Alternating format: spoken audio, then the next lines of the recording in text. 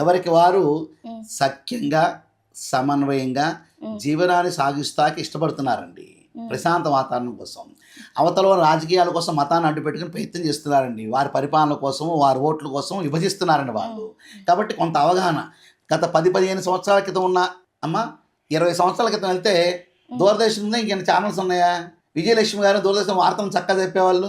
ఉమ్, మా చిన్నప్పుడు విజయలక్ష్మి గారు చూసేవాళ్ళు, చక్కగా వార్తలు చెప్పేవాళ్ళు. ఉమ్, ఇప్పుడు మీరు చిన్నపిల్ల, మీరు అవును. మరి ముందుకు వచ్చారు, ధైర్యంగా వచ్చారా, ఉమ్, సమాజంలో వచ్చారా, మీ వంతు పాత్ర పోషిస్తున్నారా? అంటే యువత పెరిగిందా పెరగలేదా? యువత ముందుకు సాగుతుంది, ఉమ్, బాహ్య స్పృహను కలగజేసుకుంటుంది, సమాజ స్పృహను కలగజేసుకుంటుంది. సమాజ స్పృహను కలగజేసుకుంటున్నారు మీరు. కాబట్టి యువత చక్కగా రాణిస్తుంది. కాబట్టి అటువంటి యువత ఏం చేస్తుంది? ఉమ్, ప్రశాంతమైన వాతావరణం కోరుకోవడానికి ఇష్టపడుతుంది. హింస మార్గాన్ని వారు కోరుకోవట్లా. కానీ అవతల దిక్కుమాలిన మతాలు, రాజకీయాలు ఏం చేస్తున్నాయి? యువతను రెచ్చగొడతా ప్రయత్నిస్తున్నాయి. కానీ మా యువత రెచ్చగొట్టలేదండి. ఉమ్, ఇంకా సమన్వయంతోనే ఉంది. వాళ్ళని గౌరవించుకుంటూనే ఉంటున్నాం, చక్కగా మనుగడ సాగించమని ఉంటున్నాం. కాబట్టి ఇంకా వాళ్ళు ఉన్నారు. అదే కనుక ఒక ప్రళయంగా, ఒక సముద్రంగా మారితే ఆ మతాల ప్రజలు ఇక్కడ ఉంటారా? ఉమ్, ఎవ్వరు ఉండరండి.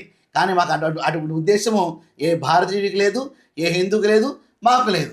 కానీ ఈ దేశంలో ఉంటూ వందే మాతర గీతాన్ని పాడినవాడు, జాతీయ పతానికి శాల్యూట్ చేయనివాడు, అటువంటి వాడు ఈ దేశంలో ఎందుకు నచ్చినప్పుడు వెళ్ళిపో, ఉమ్. అది సముద్రం ఉంది దూకి చచ్చిపో, రెండేది మాకు అభ్యంతరం లేదండి.